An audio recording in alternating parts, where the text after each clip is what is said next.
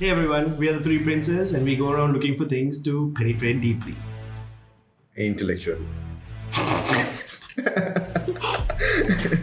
Welcome to our show. It's going to be one of those days.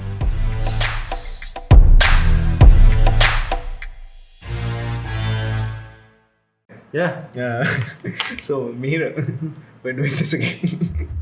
Fuck. But I won't say fuck because I'm actually excited today because I have a very good friend here. Nice. We've known each other for like now 15 years. Yeah, more than 15 years, 15 yeah. years. Since 2002. 2003. How did you guys meet? Advertising. Yeah. I mean, happily we worked in the same team for We a were long in the time. same He team. was one of my mentors when I was starting out as a young account executive. And Okay. he's moved on to do lots of other very interesting shit. And when I talk of Irfan, like you go to any digital convention in Sri Lanka, Right. any major advertising forum, this man is there.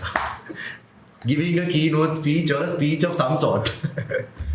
Have you Only because I can talk much. right? Have you ever been at any of the infidels? No, No? not really. Okay, so a little bit of Irfan, about Irfan. He was advertising exec for a long time. I think Too long? Yeah, no, I don't think so. I think his career's, his life's calling was advertising at some point, but then he realized that was not the case. So JWT, Grand McCann Erickson, then Yeah. on to Dialogue, then on to dialogue in marketing, then on to MAS, MAS, Innovation and Design. Innovation and design.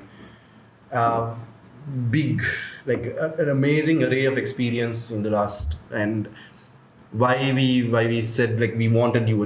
One thing I specifically said that I wanted you around is if there is any person that can like outline how a career could work, or how you should follow passions, or how you can build yourself over time. He's one of the best people to look at and follow. So, Right. can you tell a little bit about how, like, rather than me saying it, can you tell me about like how you started, and you are here now today as a CEO of a startup, like a very successful startup in Sri Lanka called IQ. How did Innovation you? quotient. Innovation. Yeah, everybody knows it as IQ, but yeah, that's the abbreviated form, but it goes as Innovation Quotient. Yeah, it's been a really interesting journey. So I, just like everybody else, when I was in school, I was mostly into sport and other extracurricular activities.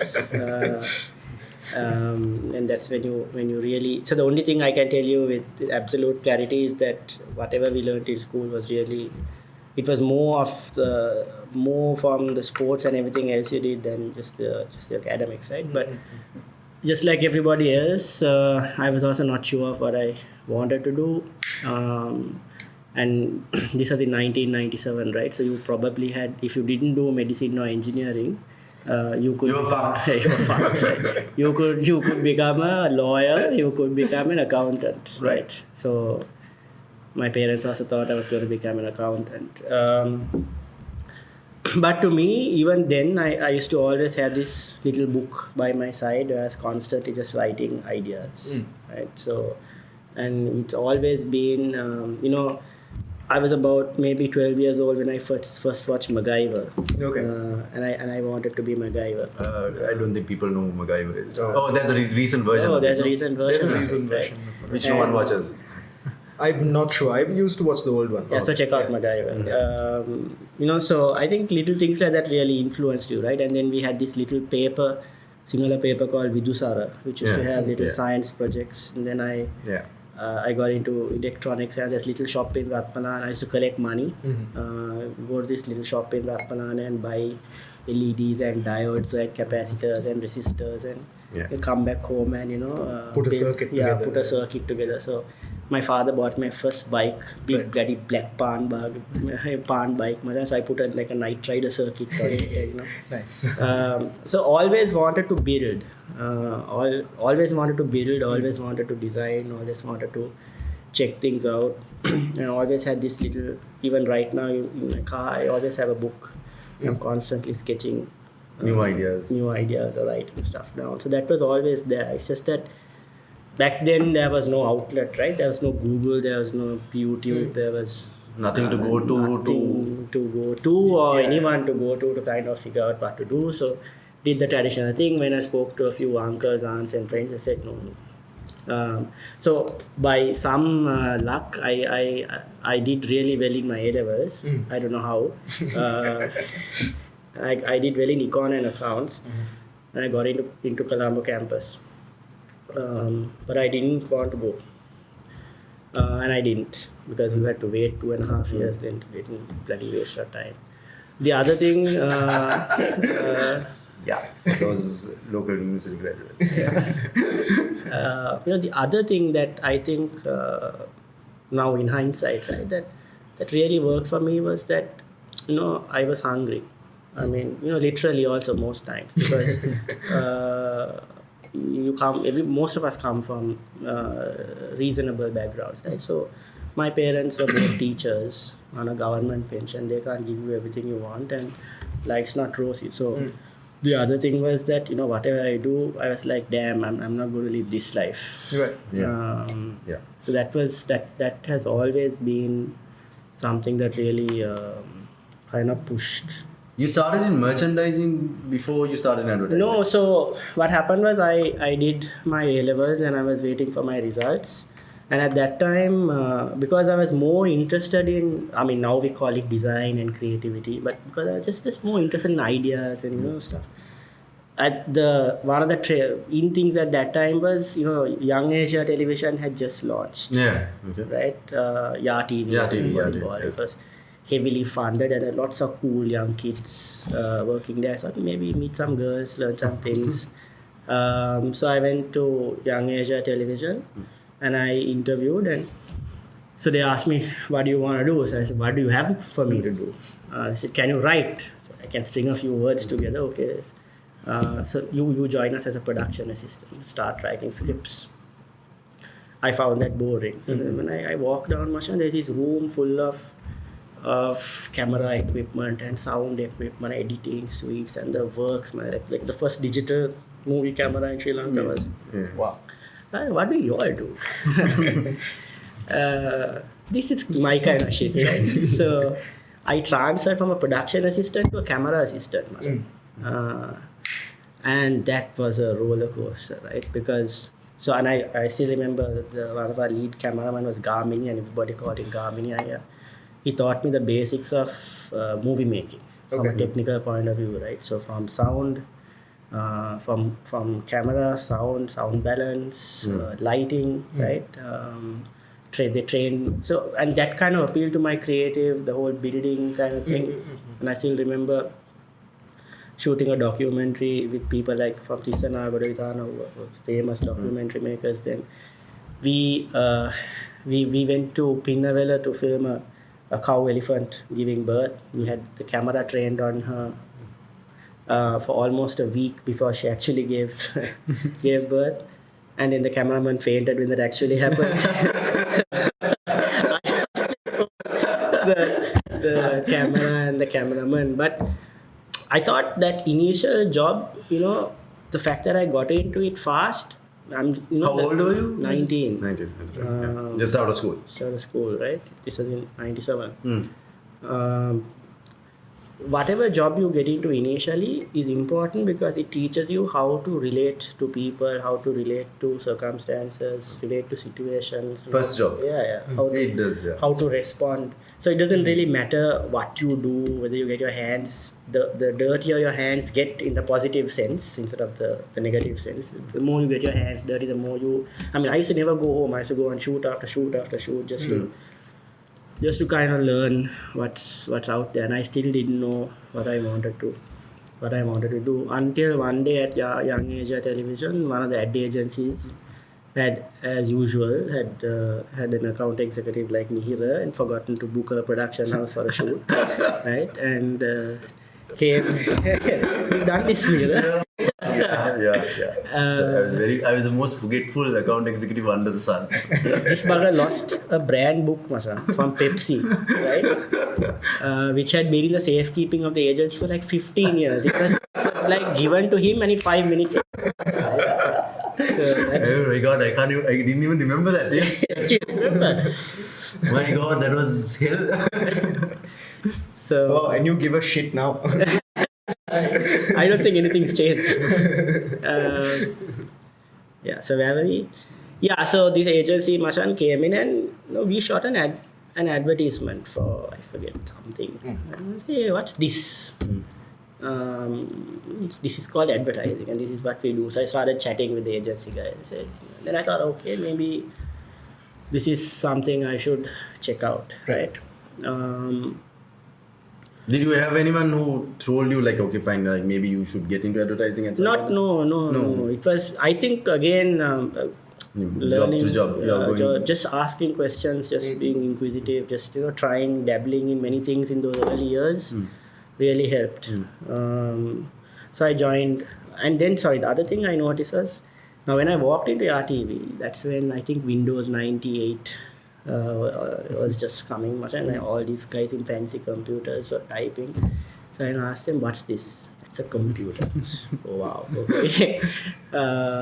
What are you doing? I'm typing a document. So why is it red under this word? No, that means it's a bad spelling. So, okay. Right? Like full Godaya magic mother, right? Because all you do in school we had Commodore 64s, which run on DOS, right? Yeah, no idea. No idea. Never seen a color monitor before. Wow. So that kind of fed the tech. That was, I think, my induction to tech. A Windows 98 machine. It's interesting. So I moved to advertising and I met, I think one of my uncles helped me get a chat with Neela. At Grants. So she had a chat with me and she took me downstairs. She said, that's creative, that's very close to what you used to do, and that's account management. They're called the suits. They really control the business. Where do you want to go? She actually said that. Yeah. They really control the... Yeah, I remember word for word. So they control shit, nothing. Found it out a lot later. So I said, I go there. And I went into account management. And I think I'm really glad I did that. So when I got into account management, I started learning the basics of communication, branding, but more than anything, started learning about human insight. Right. And I think at that time, we were young and we had some really experienced hands who'd done some amazing... I still remember when I was at Grants, I think you guys have heard of this famous coconut milk powder. Can you hear it? Yeah. This coconut milk powder brand, right? So, and coconut milk powder is comes in a cardboard box, and there's this whole consumer perception that it's bad, but it's summa, right? Came up, he said, Mashan, let's go on a marketing, let's go observe what people are doing. So when the first thing somebody does, and they pick up a coconut and shake it, right? So the only thing we did in the commercial was the consumer picks up a pack and shakes it. Right? What powerful human insight, right? So that really worked for that brand. Yeah. So that's when I realized, when you say that, I know exactly what the brand is. Yeah, exactly. I don't want to give anybody undue mileage on this podcast. So kind of realized that whatever you do, at the foundation of what you do will always be a human behavior, and then to really understand that human behavior and be able to either affect it, influence it, or change it is essentially what we do in everything that we do, whether it's advertising, banking, communications, or branding, right? Or tech, even in tech, right? So right now in tech, something I tell all my guys is, we are in tech, but we're not in tech. Tech comes last. Human behavior comes first. Yeah. Right? So I kind of realized there that human insight is the most important thing. And I was a terrible A, just like this bugger, right? No, I think he was a better A than me, most horrible A, but yeah. Yeah. He was a star when he came in, so... How can you be a star and be okay? No, he came as a account manager to JWT when I was just like starting out. Right, and when I was Yeah. just- So in 97 when you started, I was 5. Yeah. Oh my god. Yeah. I so- had just stopped shitting myself. just learn to clean yourself. Yeah? Like my small daughter right now. So I kind of learned that much on, but I never forgot the The fact that human insight is human insight is starting position for anything. for anything, right? And so, like I said, in terms of when you're an account executive, everybody's problem is your problem, right? If the studio manager has to work late in the night and he doesn't get dinner, that's also your problem, Yeah. right? So some of those problems are violently sorted out because I just refuse to take shit. Right. But so I didn't really I made up my mind that I'm going to be more of a thinker than a doer. Right. Yeah. Very early onwards. I kind of realized that you either think or either do, you can't do both. And I decided I probably may have more fun doing the thinking piece. And I get by on the operations piece. Right. I know what to do, but I enjoy doing that shit. So that's actually quite interesting because I have made that decision, but I don't have a way out of the doing part. No, you can't get away from it either. Yeah. Right? Unless you eventually have a large enough team or another person to. So we'll talk about that when Sure, we get together in yeah. terms of how you find a partner.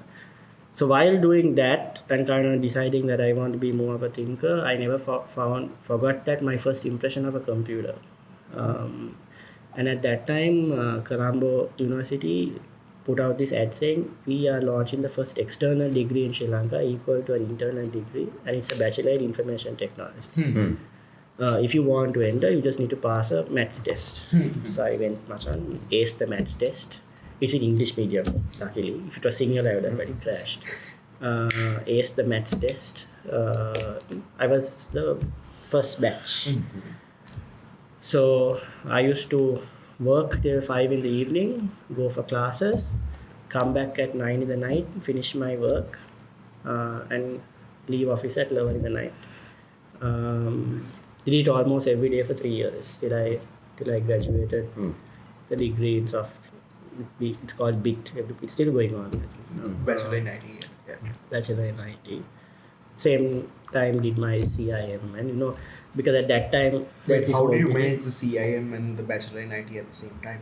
Pulled it off, Machan. So I didn't have the money to go for classes. I photocopied books, read, and went and sat for the exams. Just paid the fees to. All of us did some version of that, by the way. Yeah, sure. Machan, my salary was 1,000 rupees, right? I needed. We were talking about this just before. Yeah. Like I said, my first salary was 2,500 rupees. My first intern salary was 2,500. My first salary at JWT was $5,000. So you need $50 a day for lunch and traveling. So basically, Machan, by the 20th of the month, you're dead anyway. Yeah. Right? By the 22nd or 23rd, you're dead anyway. Yeah. Then you go for a shoot and eat from a shoot, Machan. Oh yeah. So somehow, I mean, I think something that I don't see in a lot of the younger ones today is you want a lot of the pleasure without wanting to go through the pain. Yeah. And I think going through the pain is very, very important because it truly teaches you to value what you achieve. It puts you through those necessary paces. While I don't believe in there's a fundamental view to education, right? Education can be a paper qualification, but education fundamentally teaches you how to learn. Yes. And Proper that- education teaches right? you A how to proper learn, yeah. education We is spoke only- about this Yes. very, very, very quite a lot. Yeah. So for me, that's how I looked at it, right? It taught me how to learn. Yeah. So to this day, I can read something or watch something and then figure out how to do it because You learn how to learn. But I think don't you think advertising does that to you quite a lot as well? yeah. So that's the thing. So I think the biggest gift advertising would have given people like myself and Mihira is every day is different. So you're like a pandit Amazon if you work in advertising because one day you're working about, okay, so there's branded drugs versus generic drugs in Sri Lanka. How do you make generic drugs work? So I started doing a research, right? Next day, politicians are killing elephants to fulfill their bar race.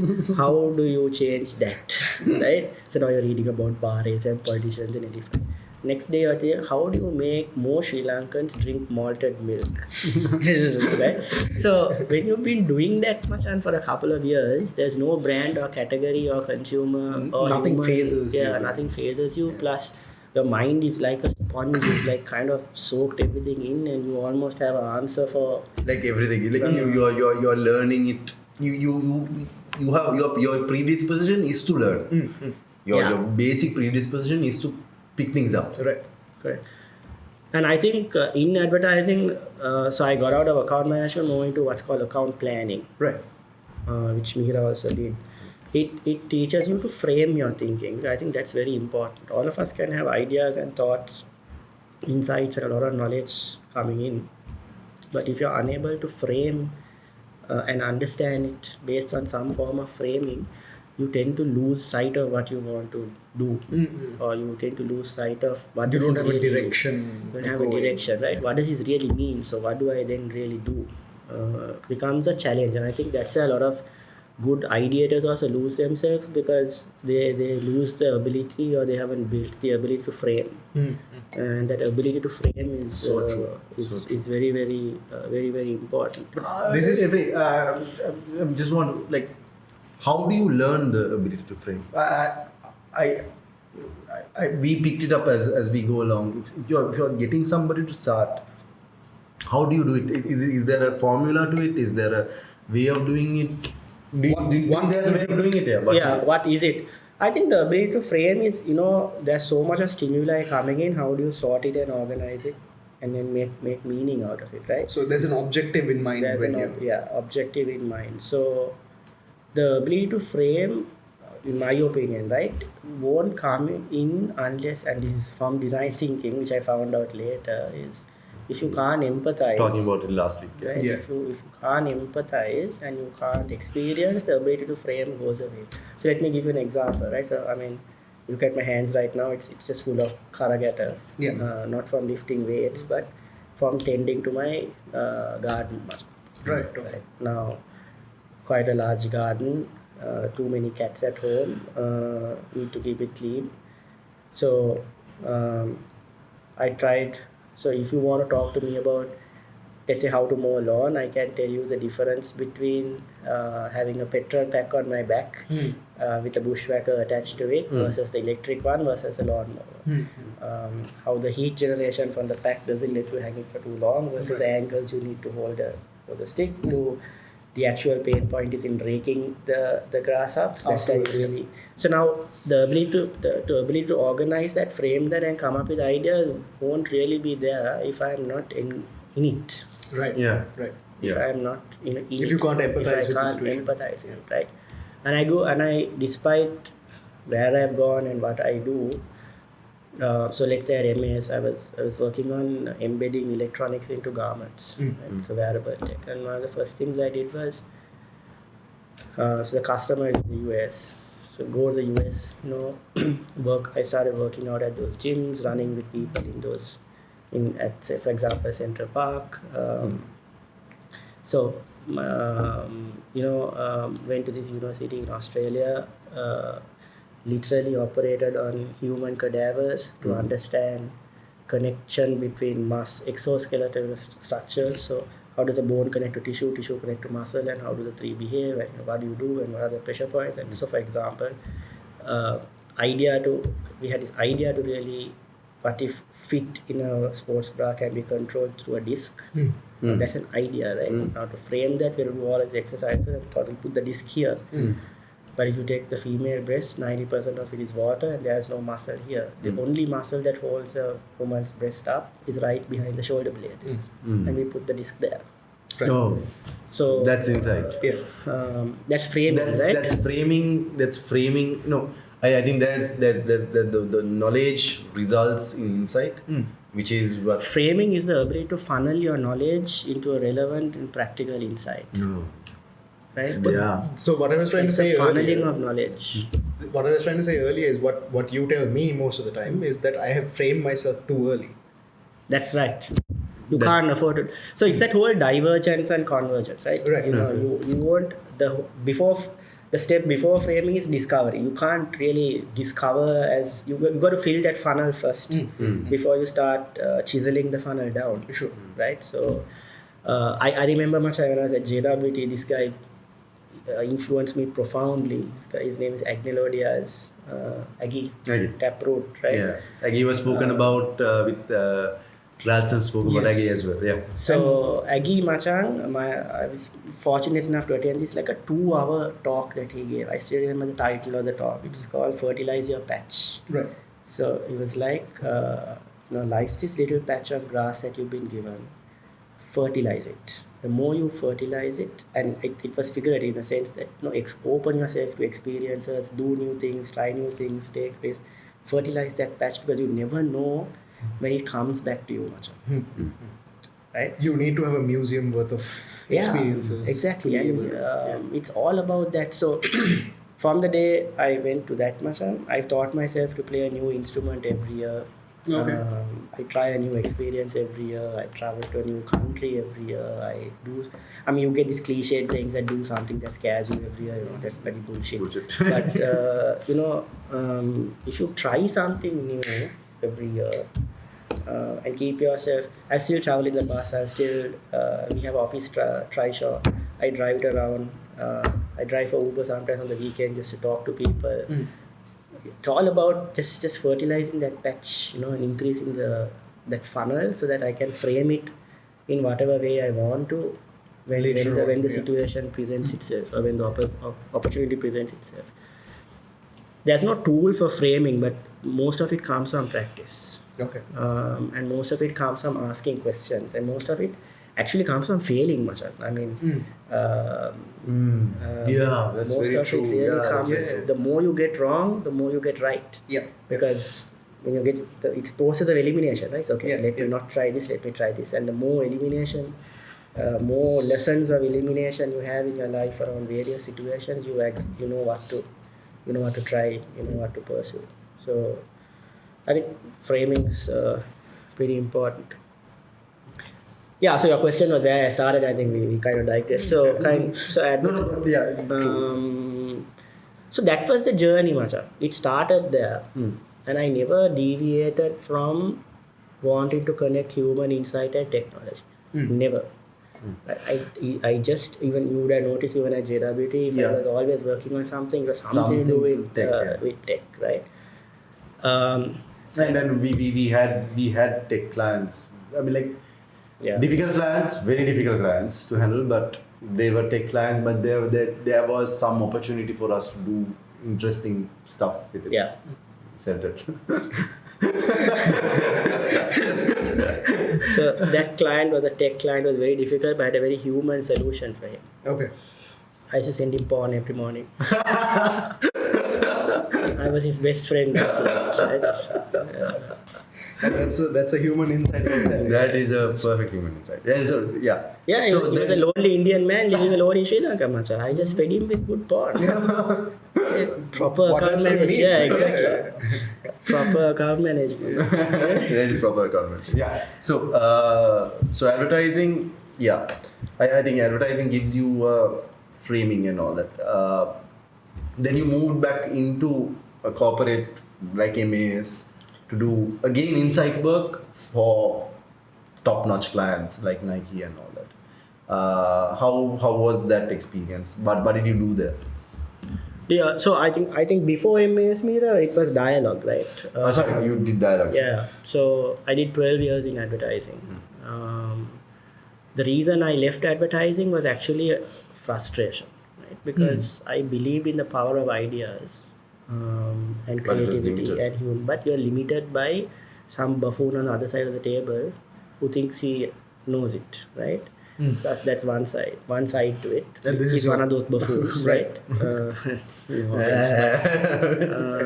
No, but seriously, right? The fate of an idea. And advertising is a limitation as well. For an idea, communication becomes a limitation as well. And The fact that you have to communicate the idea itself is a limitation. No. There are two sides to an idea, right? Now, one is does the idea make business sense? Is there a business connect? And the other side of the idea is with an idea really engage, involve a human being and leave that person better or richer for the experience of having interacted with that idea. Right. There's two sides to it. I think what advertising agencies do is only focus on the latter. They want it to be an engaging, rewarding experience. But what they lose sight of it is, does this really have a business connect and is it going to work? Yeah. Whereas with the client, it's the other way around. Yeah. So it never really meets in the Middle. Yeah. And so in somewhere around 2009-10, I told the guys at JWT, I think I'm quitting advertising before advertising quits on me. Yeah. I don't see a future for advertising. I do see a future for design and creativity. I don't see a future for this business model where you just you're peddling ideas. And at some point you just settle with what the client wants and you do it because of the money. Yeah. And to me, I've never made decisions based on money. Although I said that I wanted to get out of that happened subsequently. Right. First thing is first you need to enrich yourself. Enrich myself. Do I love what I'm doing? Am I creating value? Then I'll generate some value out of it. If you're right? creating value, making money is a byproduct. Yeah, absolutely. So I never put money in front. I've never, at no interview have asked how am I getting, what's the car I'm driving, what benefit, doesn't really matter. So, can I have that? Dialogue, yeah. MAS. Yeah, no. So I quit advertising to Dialogue. Dialogue because I thought, okay, so this tail. So what happened with Dialogue is, Machang, I think Meera was there. I made a strategy presentation and told them they suck, right? Because what I did was I got in a car, Right. and he joined me for that. I think I was there. Yeah. We drove 1,000 kilometers. Yeah. We did a Around full Sri Lanka. round Sri Lanka. Okay. And We had 3 identical phones in the car where we kept tagging coverage and services and features and all that from Dialogue and 2 of its larger competitors. And then we stopped at every town and spoke to retailers. Right. We tabulated all of that and told Dialogue how much they suck. And at that meeting, my boss's face was like, I did that a lot to him, much I'm too about it. So next day, next day I get a call from the CMO at Dialogue saying he wants to see me. So I was like, you fucked up properly now. We're going to lose the account. But he was like, if you think we have so many problems, come and fix it. And that's how I got the job at Dialogue. there are always people that will see value. It doesn't matter what the status quo is. Right. The status quo can go to hell. There's always people. They never lose hope of the fact that there are people that will see value. Yeah. It's hard to do the right thing, Machan, but when it comes around, it comes around. So Dialogue was really interesting because working with from people like Hans and Nishad to, I went in for marketing, but marketing at most companies is somebody builds it, so you just think about what ad do I create and See, how does it. this is one of the problems I have when I'm communicating with him. He's used to the Unilever technique of how marketing works, right? When you go to most other companies, the marketing department is like an afterthought. Absolutely. It should technically not be. It has to be the insight generating center of the. It has to be the growth hypothesis generating center of a company. Yeah. Which it is not. Yeah.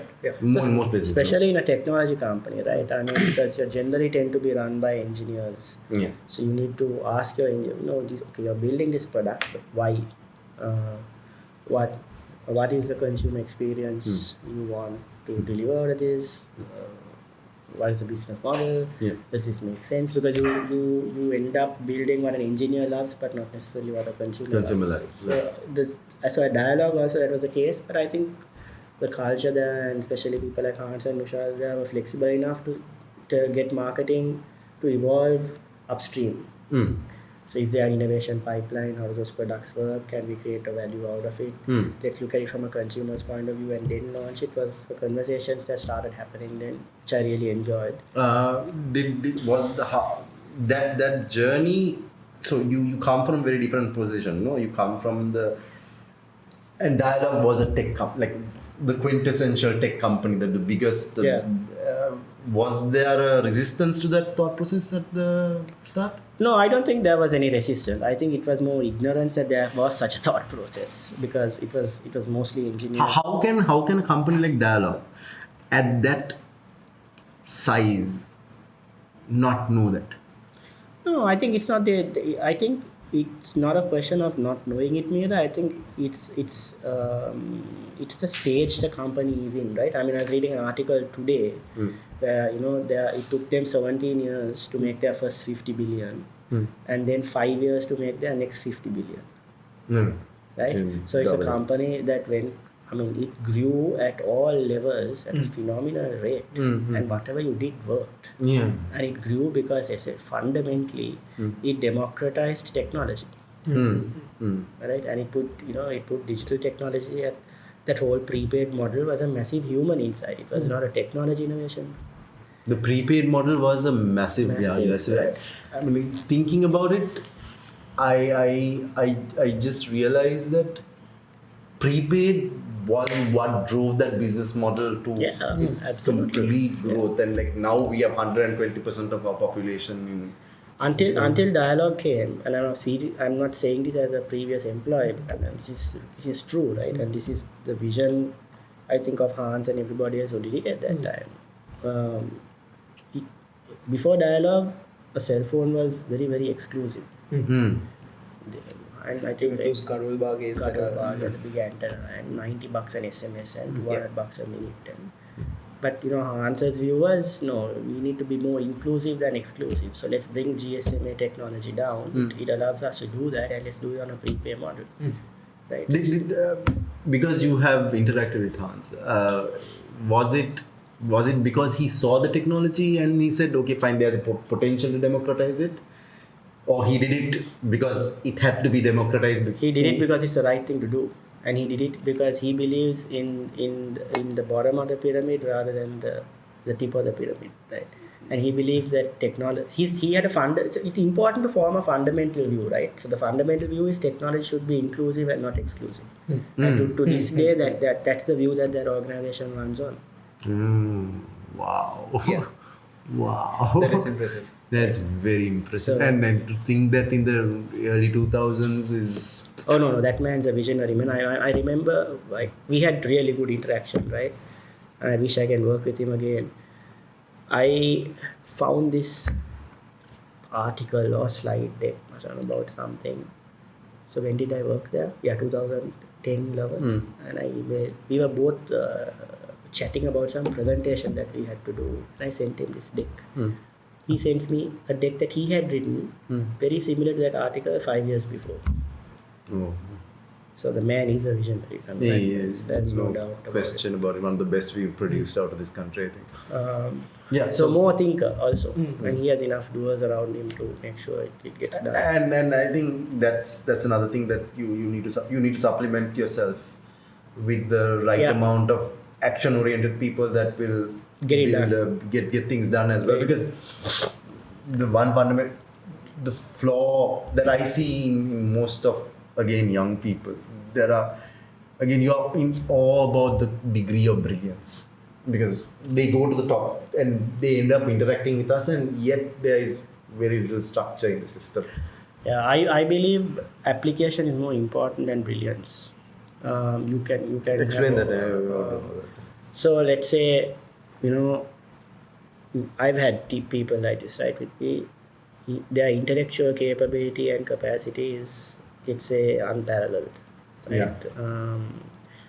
But then if you are holding on to it, but you can't apply it, if you can't frame it, apply it, and implement it, it's useless, right? Yeah. So if you can't manifest it in reality. Exactly, right? So there are lots of, I think, where a lot of the brilliant people fail is not in the brilliance, it's in the application. And there is brilliance in the application of it. So right? I used to be like that. What was really going on at that point was that I had more fun thinking about the problem to the solution than actually fixing the problem. And it's a general disposition of thinkers, no? It is, but so the thinkers who are successful are thinkers who. So that's a chasm, right? That chasm is what you need to cross. So you either cross it with yourself, or you find someone to cross it with you. Right. No, yes. That's You find someone who executes your ideas for you. For you on, Right. on your behalf. And you find someone to do that with you. Yeah. If you can't do that, then that's where you fall through that chasm. You fall Jobs through and that gap. Wozniak. Absolutely. Yeah. No, that's very true. Yeah. We've spoken a lot about the past. What do you do today? What is your core premise today? What is it that you? Yeah. Interesting questions. What is your fundamental thinking? Like Dr. Hans has his That technology should be inclusive. Yeah. So my fundamental thinking is that at Dialogue I learned about technology and ecosystems. At MS I learned about design and manufacturing. So and that's where I heard about design thinking, right? As a process. I was lucky enough to travel around and kind of get trained on it. So my fundamental thinking is that design has a higher purpose, right? You all believe that. Design has a higher purpose than just, let's say, a pretty artwork or just the visual manifestation of design. Yeah.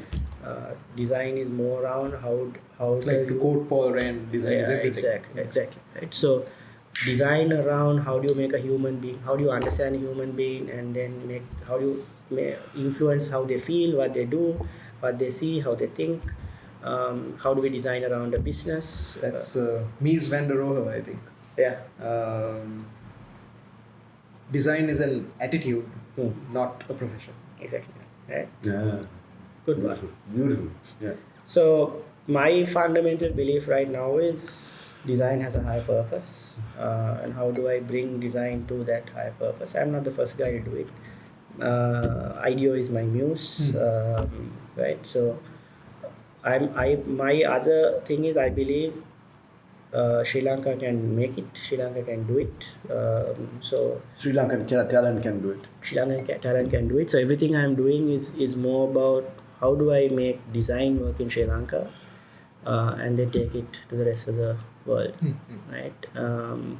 So I work now in 3 areas: business design, technology design, and communication design. Okay. Right. Okay, so let's start with business design. Technology. I think people who are listening to this will be interested in technology design. But let's give me a dab about business design, because business design is something that I want to talk to everyone about. Yeah. Yes. But Same. can you give me your logic on business design? So business design is what really makes a business work, right? And it's just that today a lot of the models that businesses run on are fundamentally 80 to 90 years old. Right. Correct. Absolutely. Yeah. And so And we are struggling and we are running to catch up to Yeah. say, okay, fine, like let's get rid of that, let's get Correct. rid of one thing or the other. Yeah. So business design can work in a particular section of a business or around an entire industry. So maybe I give you guys some examples. Yes, please. Right. And some of these. So what I do at IQ is I either do it for a client, or either do it as my own venture under IQ. So we do business design and venture design, which is essentially business design too, right? You're just designing a new business model for yourself. So in the media space, we saw a huge opportunity in what you're doing. People create content and publish it on YouTube, which is great, right? And we don't want to compete with YouTube or any other established platforms.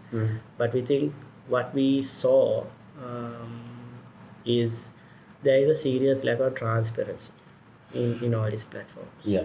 Right? True. And I spent about a year talking to content creators and people who run their own channel. What are your pain points? What are your problems? What do you want? If this was a value stream, what could really make that up, and where are the pain points? What can be solved? So the whole transparency thing became an issue. So we thought we'll take that on, and we designed a business model around transparency. So if we can offer transparency to content creators in terms of how their channels are doing, who's following their channels, and what is their real net worth as a content creator. No, but doesn't YouTube already do that? I mean, you know your audience profiles and all that. You don't. You just have very broad profiling of your audience, right? Yeah, because they get into privacy issues the moment they go the other way. Okay, fine. Okay. And then if I'm an advertiser, let's say I put $100 down on it, I really don't know Who exactly is your exactly, audience? right? And then also there are lots of other things around. I mean, money is used to fund terrorist activities. There are lots of jazz, right? Yeah. So what we've done in the business design space is we've said, look, looks like there is an opportunity to democratize video and democratize video and content publication, right? And video and content can happen in the user generated content space. Yeah. It can happen in professional content. It can happen in multiple areas. So we built a business model where essentially the business model, you work with telcos, right? And you go tell a telco, launch a local platform in your market. Okay. Invite content creators onto it. It's absolutely transparent. So this works on a distributed ledger. Right? Distributed? Ledger, blockchain. I hate Okay. the buzzword. Right? Just the concept is a distributed ledger, right? It just makes things a lot more transparent. It makes it a lot more transparent for advertisers. So in Sri Lanka, we tried it in the UGC space. So Sri Lankans upload an average of 180 videos a day to YouTube, Okay. right? They're supposed to get about 38 to 47% of ad revenue that's channeled through their channel. Okay. They don't. They get about 2%. Even to do that. Why? What do you mean? They are supposed So to get it and they don't get it? A lot of guys. So there's a ratio no matter if you have 1,000 followers and about 300,000 views a month, 4 million views a year, you qualify. Different guys had different ratio. All of them gave us access to the admin panels that we could see their views and what they were earning. Huge disparities. So what we said was, you put videos up on this. We'll pay you 25 cents for a real view. How do you define real? 5 seconds of play. Right. So on the technology design piece, we built a tech stack like YouTube, completely ground up on our own. Okay. So the player is ours, the encoder is ours, the platforms are ours. We didn't bring advertisers into it. We told people, upload your videos, make money on it. We hit 100. Who's funding this then? If we The advertise- telco. Because The telco is funding because for data. data amplification is huge. 160 videos a day Is quite not. Yeah. was what this platform did. Why are we not on it? No, it's down now. 160 videos a day, 11,000 channels, 30,000 watch stars a day. It captured 40% of YouTube's market share in about 8 months. Wow. So when designing the business, you really look at, in this business, what's the value chain? Who are the actors in it? What are their pain points? What are there better ways to connect the dots, bring them together? What could the business model be? Then you look at, okay, now technology design. So when you're clear about the business model, we knew we needed to control the player, we need to be transparent, we need to have a distributed ledger, we need to have smart contracts. Then we built that, right? We are now taking that same tech stack into new areas, right? We're just about to launch. This is big. It's about to in kids videos, right? Oh. So we put a control panel in the parent's hand, and the parent say, okay, my 12-year-old daughter can only watch content from these studios in these genres for this time duration. And that's the only type of content that will play on her device, right? So it's a problem we're solving, right? Yeah. Business design is really looking at a problem, a value chain, a business model, and how that creates incremental value, not just, let's say, predictable value, right? So many examples of that. So we work with farmers in Sri Lanka, digitizing the agriculture value chain, right? Taking out polymudalalis, connecting them direct to factories. Factories give them advances based on potential crop, right? On the yield. Pricing is set. There are desktop ATM machines now that dispense the cash. The money goes direct to a mobile wallet. Is it operational? It's live in Sri Lanka right now with tea farmers in all John Keels and one more, I forget, Finlay factories. So we've done it for tea. Okay. So this is a global innovation project run by GSMA. They're the global standards for telcos. They wanted us to do it for rice. We said, given that the rice mafia, the fact that the current president heads it, we won't do that. Casually drop. So let's park that. So we're just finishing tea. We'll probably do fruit and dairy next. Okay. So we'll come back to tech design right after this. Take a break. We'll figure it out. Because Done. Technology design. How is it different to business design? Because you spoke about business design in the way through technology solutions, like a lot of technology solutions. You are almost so all. from what I Technology understand, enables it, but it's not from business design. what I understand, business design is treating a business model as In a a way. design problem. Yeah. Exactly. Okay. Treating a business problem as a design problem, right? Business problem is a right? design problem. And designing a business model as a design solution, Yeah. right? And to do that, you need tech, right? So you need tech in a couple of ways. So now, when I want to get into understanding how a company works, Yeah. I would speak to everybody in the company, from the founders to the employees. I'd like to work in that company. I'd like to, get my hands dirty with that company. Yeah. You do all of that. You speak to the customers. But then you also, for example, use tech, because today lots of companies have data. So how you take that data and sort and analyze it, and what is the data telling you? So that also goes into the business design piece, Yeah. right? What do we? So for example, You sure you can hear him Yeah. clearly? Yeah. Okay. I don't want to miss any of this.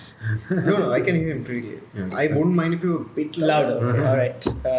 Yeah, I'm generally soft. Yeah, bullshit. Fucking nonsense. Unless you piss me off. Yeah. So I mean, recently also, right? We did this business design project for a telco where they had launched a VOD platform, but they were not getting enough. Enough VOD platform. video on demand. Right. So like iFlix, Netflix. Sure. Yeah. They weren't getting enough traction, and they were the solution. Oh, let's put similar dramas on it. People will watch. So you were like, hang on, let's look at this, right? So we got there. All of us are VOD cast. So we basically had a few chats with a couple of people, but we weren't getting anything much, right?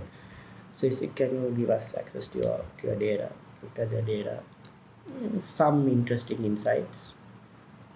So then one of us, our science guy, let me go check IMDb as to what Sri Lankans are ranking, rating, and watching. So Okay. kind of scraped IMDb and looked at. So By scrape, do you mean like a technical term or? scrape, it's Yeah. technical. So what data science guys do is they write scripts that go and scrape data from sources that allow you to do that, right? Sometimes they don't allow you to do it, but you still do it. We also looked at what are people really watching on YouTube, what genres, what channels. So we looked at multiple data points, brainstorming. So the data science guy is just throwing data at us, right? But this is where the human design, business design aspect comes.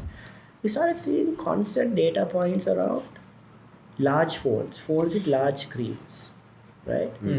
Then we started seeing who owns these phones with large screens. Almost always older males. Okay. Hang on. Okay. Let's correct this. Content Korean. Okay. So look, you want to drive traction up. Target the Samsung J series. Target males, and get Korean content and subtitle it in singular. Huh. It went from 3 million minutes a month to 9 million minutes a month. Oh. Wow. But that is the inherent. That is big data. That's big data mining. That's essentially what. But that's marrying data with human insight. Yeah. It's not just data mining. It's not Data- mining. Yeah, that's yeah, actually. Your data science guys will give you plotted data full of charts and graphs, and you know, in most boardrooms, we're happy if you see pretty PowerPoints and complicated Correct. Excel sheets, which is bullshit, right? Yeah. What can you do? Mm. What does it mean? That's what's really important, right? So, I hate jargon myself. Right? To me, also a lot of the technology is jargon. Distributed ledgers instead of blockchain. Yeah, exactly. A lot of, what can it? So blockchain is bullshit. Bitcoin is bullshit. But the concept of a distributed ledger is powerful if you truly understand what what it it can is. do for you. Yeah. Right? Everybody's talking about IoT these days. So my thing is, fuck IoT, man. Make full use of a barcode first. Right? It's far more powerful than even IoT yet. Yep. IoT is still largely unproven, right? Yeah. Are we making best use of a barcode first? No.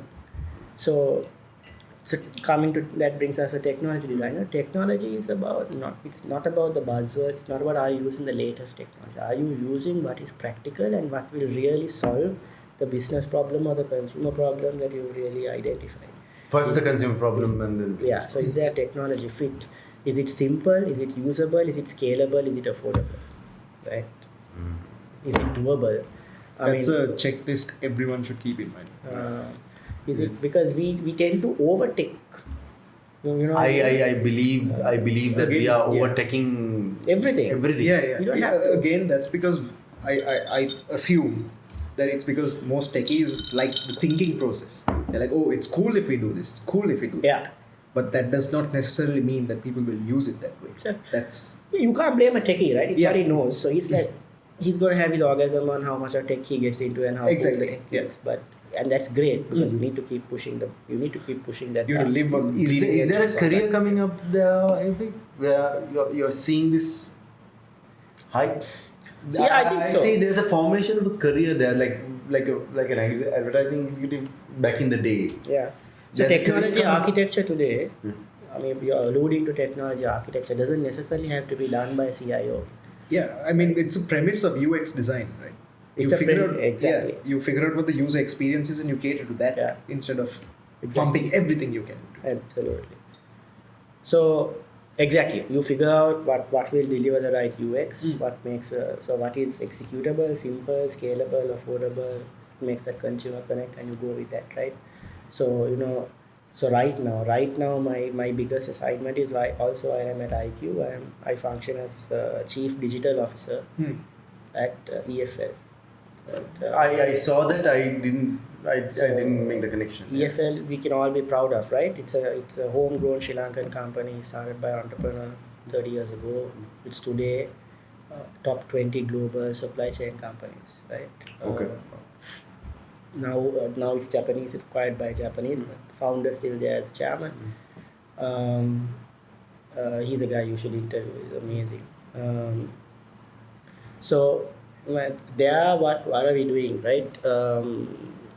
We run supply chains for Under Armour, Nike, Levi's. you name it, right? The top apparel brands, and now top Fitbit, very soon Apple, right? So we run their supply chains.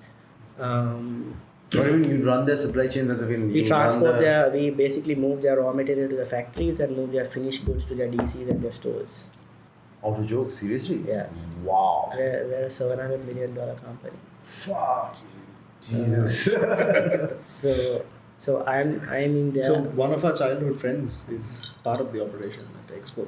Oh. Dinuka Rodrigo. Right. Yeah. Fine. Yeah, so his father is one of the early guys who Yep. really built. A lot of respect for the guy. So I'm there as chief digital officer, right? I don't know shit about freight forwarding and supply chain, right?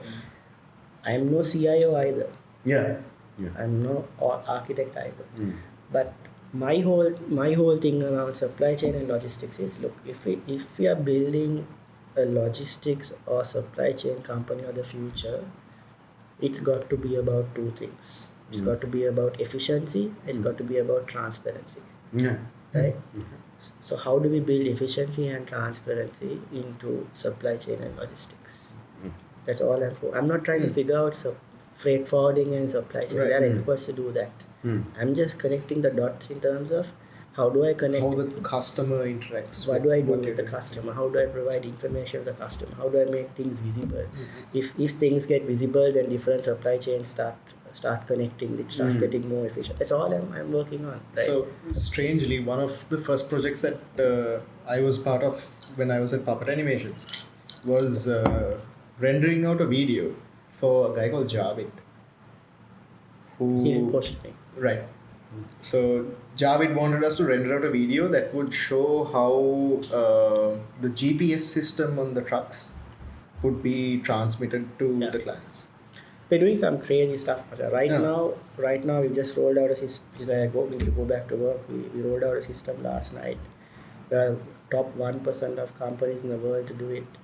We track the efficiency of every person who works in operations at EFL. So what we did was we took their workload, we broke it down into steps, set milestones into the steps, set timings into the steps, and then launch a system for them to work on so that we track it. And there's a traffic light system now. At any given time, I know each guy, what's in red, what's in yellow, what's in green, and how much work is coming to them, so I can move them around. Oh wow! So Who built the my team and I. Oh wow! So that's now that's impact. That's business design. Yeah. And technology design coming together, right? That's high fun. That's not high flying. That's fucking bizarrely Yeah, crazy. that's space age. Yeah. So that's It shouldn't be though, is what It's what you're yeah, saying. no. So we have an ERP system that we're building on top of it that makes it possible. But somebody had, and the guy leading that team is also young like you. He's 31 years old. He's done in 6 months.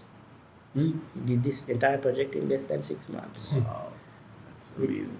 So maybe we'll talk about later about a founder's mentality and how that can even work in a large organization. But just on the topic we are on, which is business design and technology design, it's essentially one thing. We just separate it because one has to happen for the other to happen. I think technology design should happen at the end because a lot of companies, what they do is They focus too much on the tech. yeah, it's about the tech, right? It's like a dick measuring contest now in terms of what's the How tech much I tech? have, Yeah. how much am I investing in tech. This is the size of my tech team, and these are my. You can't impress you if you really know what you want. It shouldn't. The conversations around digital transformation today is not about the ERP that's coming into the company and the money you are investing in it. It's more about this is how my value chain is changing.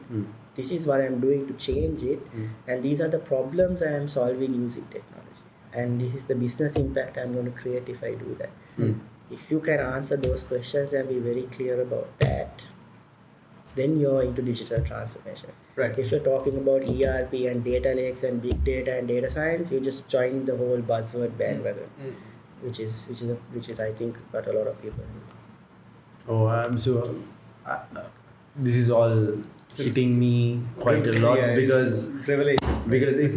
it's to me it's a revelation because I am going through this process in a big way. I believe that I think we are people are making baby steps, but the world out there is just profoundly larger than as well.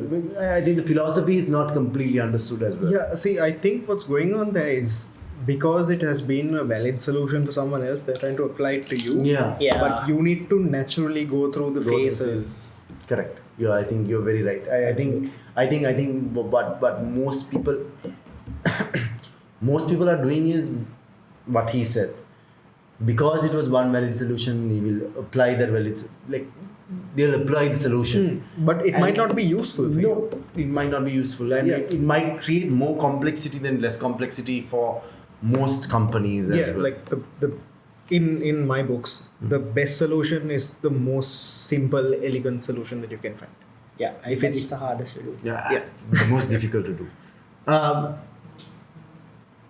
Human insight. So what were you saying was technology design, business design, and human design. Did I get that right? No, the third one was Third one something was- else. Third one was communication. Communication. Communication, Sorry, sorry. I'm sorry. I don't like doing that because But so for example, what I do is in those three areas. What is comm design? Your view about comm design, because you are an advisor. It's not advertising in the way we do it right now. It's communication is not necessarily a video or a press ad or a let's say even a social media campaign or a post, right? So you've done your human-centric design piece, you've done your business design, your technology design piece, but communication design is around, for example, can you design a new form of media? Can you design a new form of content? Can you design a new type of sound? How do you affect how people, what they see about your brand and what they feel about your brand? No. So you're saying it's before the medium. Yeah. So for example, communication design, again, that's something I'm doing we're trying to do at EFL, right? Is in the logistics industry, it's not a sexy industry, right? So how do we make it sexy? Okay. So just thinking about it again, Ahmed, right? He's the guy who came up. He said, what if we do a video called The Sound of Logistics? What if we create a soundtrack that comes from the sound of the train, sound of the bus, sound of the trishaw sound, create a track out of it and show how we orchestrate all of that within a supply chain. Okay, so there's an interesting thing. I don't know if you've looked at this already. There's a set of videos on YouTube that's called Gun Step. Gun Step. Yeah. Okay. So what they do is they take Call of Duty people playing Call of Duty. They shoot guns to the beat of a dubstep song. Oh. Okay. That sort of thing should be quite interesting with the sound of trains and trains, aircraft, ships. Yeah, exactly. All that should fit in quite well. Roller door shotting. Yeah. That's communication design. Right? That's not communication as we were taught. We're taught to do. So right now I got to keep my lights on, right? So clients come to us and we do the usual communications. Social media. Yeah, we stopped that. Don't do that shit. Okay, so what's your perspective on social media? It's a fucking cesspit. I don't believe in the way brands currently use social media, right? I mean, they're forgetting the fact that it's only a channel. Right. It's not the be-all and end-all. It's not the be-all and end-all of communication, right? And I don't believe in shooting your TV commercial and sharing it on Facebook or just coming up with posts. And now everybody's let's do agile post. So mark my words, Machan, between the 14th and the 16th of November, every brand will get on the election bandwagon and start doing posts that sure, fucking cock. Yeah. I think social media has a place in all of it, but you still need to go back to what is that human insight? What does the consumer want? How do we come up with something that today, and JW taught me this, that Mihira remembers this. Time is a currency. Time is the currency. Yeah. Right? Time is the ultimate currency. Why would someone want to spend time consuming your communication when there are lots of other things they can do? Yeah. So every time you come up with a piece of communication, answer that question. Why would my consumer spend time with this instead of maybe shagging his dog? Right? Which is a definitely better alternative. So we had this rate card. How much time somebody will spend? Hold my skateboard while I kiss your girlfriend. Yes. So I think we've lost sight of that much. And so what's happened in the market right now is there are lots of kids running social media agencies who don't have the grounding in human insight and communication design. So they just do pretty pictures and loud posts and think, we're a great social marketing company. Good luck.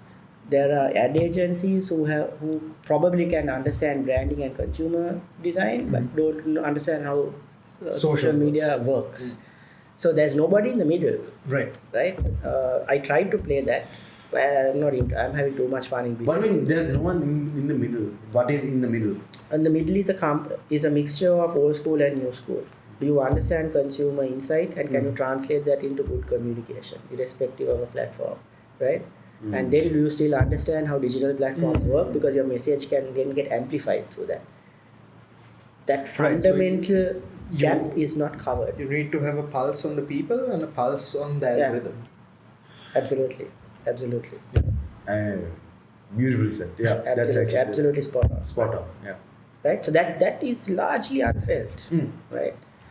I know I could do that, but I'm not interested in it anymore because I'm just having too much fun with the other side of the things, yeah. business design and the tech design, right? But if anybody could do that, that's when you really open up. I mean, like, to me, I haven't met him in a long time, and this is exactly the reason that I wanted to get him down to have a conversation, because this is what he brings. Let's leave that for a little bit. There are lots of people that have great ideas and great skill, that are No space. no space in. How much space do we have? We are probably going to run. No, fine. Okay, so then we will not do this conversation right Better now. not, no? Better not. We'll do it for the first episode of season 2. You are coming for the first episode of season 2. Huh. Yeah. You are definitely coming for the first episode of season 2 because we want you there. Because the question I wanted to ask was, if somebody starting out, because you've started a tech company and you are now moving the tech company, how would you do it? What are the steps that you will take? But we are obviously running out of time for that space for that. And So I'll answer quickly, right? I was relatively late in my journey of being an entrepreneur. I was 35 when I started. I'm 41 now. And I think this is a personal experience.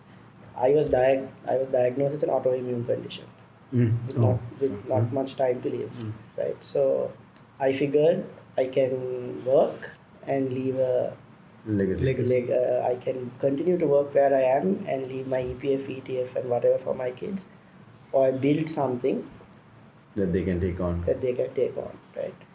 So I used that fear to my advantage, right? I'm fine now. I just don't know what will happen, but I'm fine now, right? So it's the fear of the lights going out in every sense that drives me every day. Wow. I don't know how to process that. On that note, I'm going to say two things. We will be back. The next episode is our last,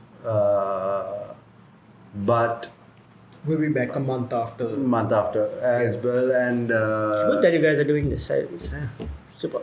and Irfan is going to be our first speaker because it's been truly enlightening for me. Definitely, and this is as TV episodes go, this is as much of a cliffhanger as As you can get. Okay. So, thanks, Irfi. Thanks for having me. It's good to talk. I mean, Yeah. you don't talk about what you've done. If it helps It someone, has been.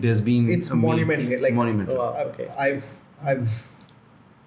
not gotten the chance to talk to someone like you, and this has already helped me. I'm glad. Thank you. Thanks. It helped me too. Thank you. Thanks. Thank you so much. Awesome.